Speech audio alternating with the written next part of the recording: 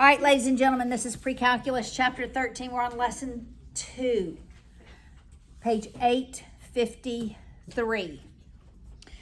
This lesson is on the quantitative side of statistics. So we're talking about quantities.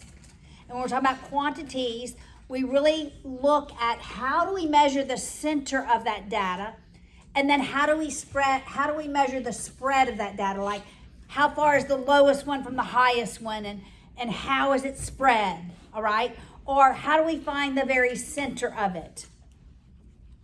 All right? So there are 3 measures of center. One is the mean. You know what the mean is, right? The mean is the average. The mean is the sum of all the data points divided by how many there are. This is always on the ACT. We'll talk about that in a minute, all right? There is the median. What's the median? The center number with our order. Yes, it's the middle number. Median, middle number. All right, so that's only true if there's an odd number of values. That's only true if there's an odd number of data. What if there's an even? Take the average of the two. All right, so if there's an even number of data, then it's the average of the middle two. Got it? Median. Mean, median, and then the last one is mode. That's a measure of center. What is mode? The one that appears most often. Okay? There can be no mode. All right, look at these numbers. Is there a mode? No. There's no mode. No mode. What about this one? God bless you. 1. The mode is 1. Okay, what about this one?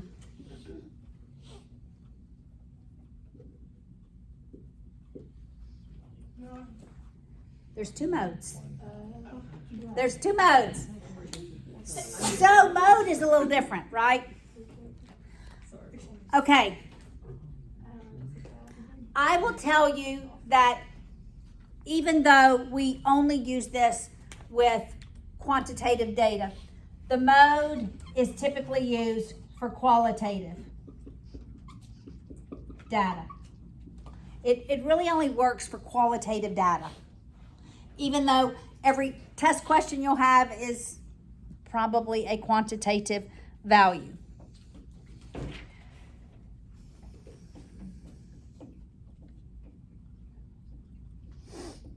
All right? I did write qualitative. For a minute there, I thought I wrote quantitative and said qualitative, which I don't put past myself. Okay, so now, when do we decide whether or not we use the median or the mode? Okay, the mean or the median. Okay, you're going to use the mean when there's not an outlier. There's no outlier. In other words, the data is not distorted one way or the other way. Okay, so here would be an example of an outlier.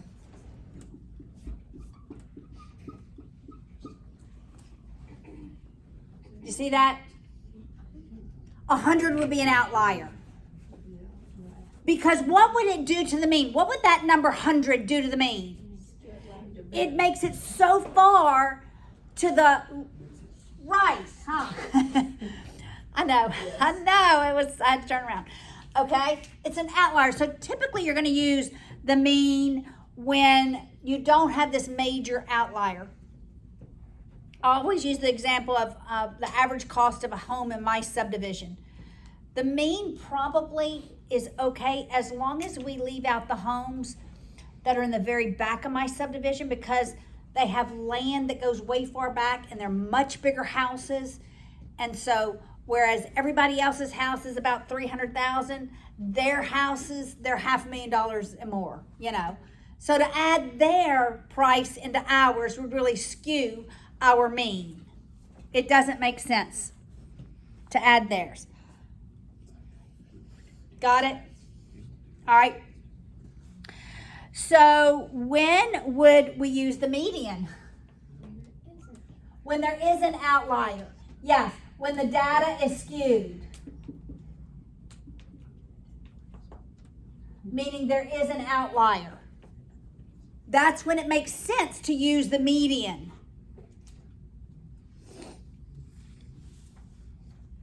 All right, so we're going to talk about these measures of center, but then there's also measures of spread. I'm going to erase qualitative because it's in my way now. All right, and there are 3 measures of spread. One is the standard deviation. That's what we use when we have a normal, I really can't spell, normal bell curve. That's a normal bell curve. And the standard deviation literally says, what is the spread from the mean? Normal bell curve. So we use the standard deviation when we have symmetrical data, like the ACT. All right? It's best, it gives us a better spread value if the data is symmetric about a mean. The range is the second one. What's the range? Yeah. It's the highest number minus the lowest number. That's the range.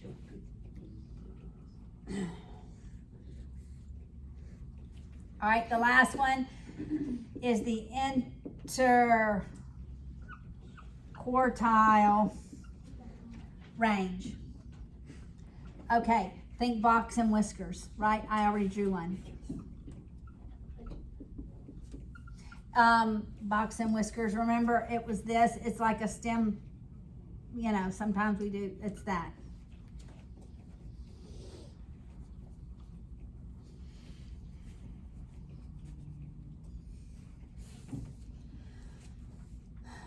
All right, so this always gives us our spread. Standard deviation helps us to know how it is spread. This just tells us the spread. This also is more like the standard deviation, and it gives us a better picture of the spread. The range really doesn't give us a great picture of how the data is spread. It just gives us the number for the spread. Make sense? All right, so now let's go over the examples. We're going to do all of these. All right, example 1. Everybody have this? I can erase it. You got it? I'll start erasing center.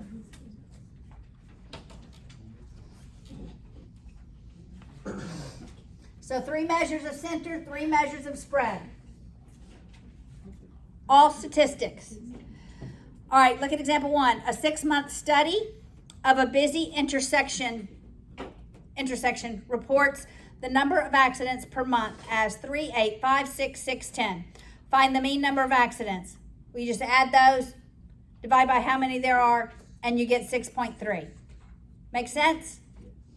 Okay.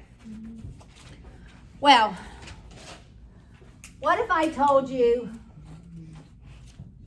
the scores on 5 tests were 82, 90, 69, I'm just making up numbers, 88, 90. All right, those are 5 tests. And I ask the question,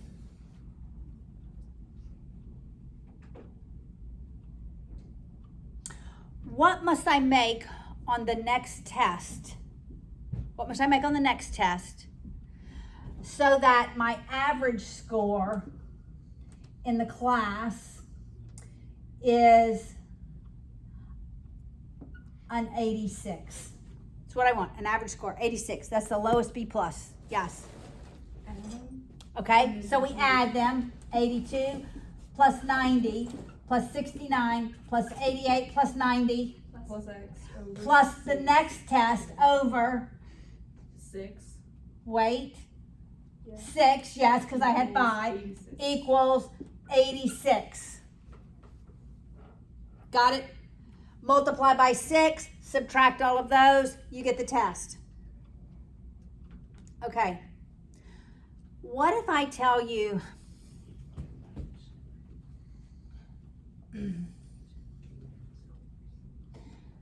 the average score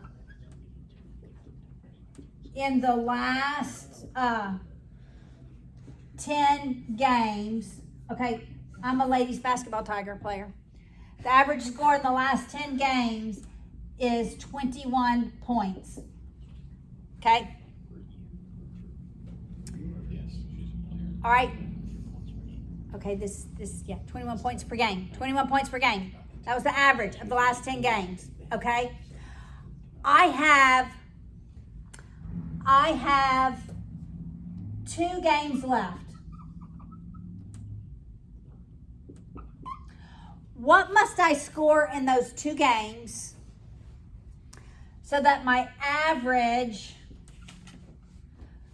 goes to a 23? What must I score in the next 2 games so my average goes to 23? Okay, I'm going to erase this sign. All right, so what do I do? Go ahead, Trace. Multiply 21 by 10. All right, 21 times 10, which is Plus 210. And 210. You'll add 2 times x. And that over 12. 12, because I've played 10 games, I'm going to play 2 more. And it will be 20. Got it? So here I had to add something in the numerator and the denominator. I've seen that in probability on the ACT, where you had to add in the numerator and the denominator. All right, does that make sense? Mean. All right. Example 2 is the mean home prices. Look at example 2. What is problematic with example 2? There is a giant outlier. There's a giant outlier. So the mean is not a good measure of the center. Rather, I would then look at the median. So how many numbers do we have? 6. So what would the median be? Somebody calculate the median.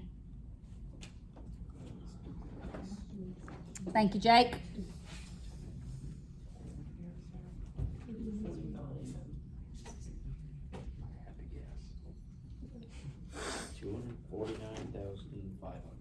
$249,500. That's a better. If I'm coming into the subdivision and I'm going to buy a house in this subdivision, and you told me the average price of a home in this subdivision was $584,000, I'd say, we need to be looking in a different subdivision because I can't afford that. However, if you told me the median value of a house in that subdivision was $249,000, I'd say, okay, show me some homes. Right? You see? Yes. So we're looking at example 2. Correct. So why is it? Wouldn't it just be 2 and 10? It would not be. Because there's 6 of them. So you can't find the middle of 7. Yes, it's not in the middle. It's not in the middle. Oh, I thought we got rid We of the don't outliers. ignore the outlier in the median. Maybe take another roll. Makes sense? That was a great, Nathaniel, that was a great point. I'm glad you said that. Okay, next is median. That's when you would use the median. We already did that. 249,950. That's example 3. All right? I know, but we're moving through them, aren't we? Now go to mode. I already told you the mode could be no mode, one mode, two modes, right? All right, so example 4, what would be the mode? Red. Red. It's been chosen the most, right? What kind of graph is that? It's a bar graph. Oh my goodness, the words are standing in front of you, but you said it, bar graph. It's a bar graph because the bars don't touch with the bar graph, right? All right, look at the image below. This is an important image. I have an asterisk by this, all right? If the data is symmetric, then the mean, median, and mode are all the same value. The mean, median, and mode are all the same if it's symmetric, all right? If it is skewed left, then the mean is the smallest, right? Then the median, then the mode. The mode is going to be at the height of the curve always. The mode will always be at the height of the curve. All right, so I have seen a test, a question on the ACT that says, what will change if we add an outlier to a set of data points? And what will change the most? The mean, the median, the mode. The median doesn't necessarily change very much. The mean, what did I just say? The median doesn't change very much. The mean changes a lot with an outlier. All right? So you can see those images, right? If the distribution is skewed left, it goes mean, median, mode in alphabetical order. Skewed left is alphabetical order. All right, skewed right is just the opposite. Mode, median, mean, descending alphabetical order. All right, you got it? All right, we just have a few minutes left, so I need to, somebody tell me the time exactly on your watch? 49. Okay. All right, so now measures of spread. We only have one lesson on Thursday. So if I have to pick up and finish this, then I'm okay with that. Okay, measures of spread. Standard deviation, range, interquartile range. Those three. Spread. All right, standard deviation.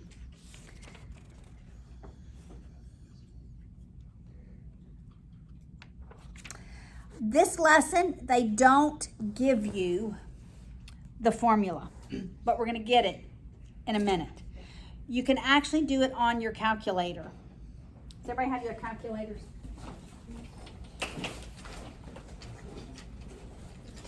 Okay.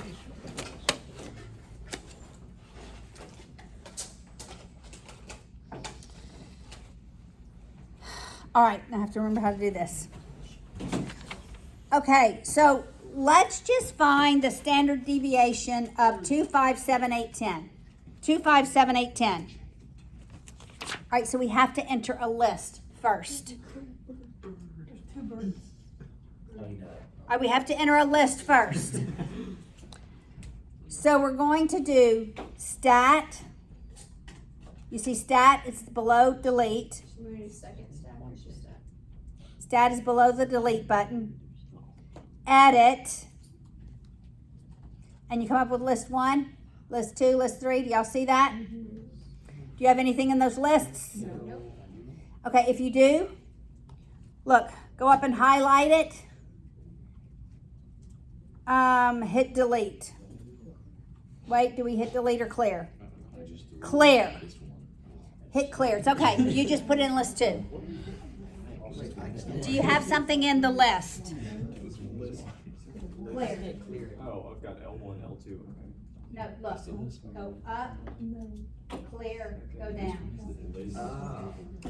It's okay. You'll be in list 2. All right. Now let's put those numbers in there. What were they? 7, 2, 5, 7, 8, 10. 2, 5, 7, 8, 10. So you have those numbers in your list. Oh, I got it.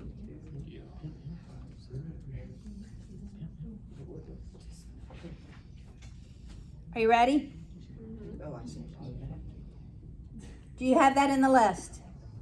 Okay, everybody has that in a list. You're either list 1 or list 2. Yes. Jesse, you're in list 2. Yes. Okay, we just have to remember that because yours is going to be, when I say list 1, you're going to be list 2. But we're going to tell you how to. All right, so now you're going to do stat and go over to calc on the top. And you see one variable stats, that's number 1. You're going to hit enter. Okay, here's where it matters for you, Jesse. List, it should be list 1, but yours should be list 2. So look, here's your list. It's the blue. So you do second, 2. Okay. All right. All right, you got it? Everybody should say L1. Does everybody say L1 except Jesse? Okay, hit enter, enter, enter. Why do you keep saying why? Why? I keep trying to put a 1 in here. But You don't. No. Second, list 1. Okay. Everybody look. All right, if you go down, you should see, actually the very first thing is an X with a line over it. You see that? X with a line over it. Does everybody see that? That's the mean. That's the mean. The sum of the numbers is 32. Okay, SX. Does everybody see SX? SX is your standard deviation. That's your sample, but sigma X, does everybody see sigma X below that? That's the one we use, sigma X. What does that mean? That's the population standard deviation.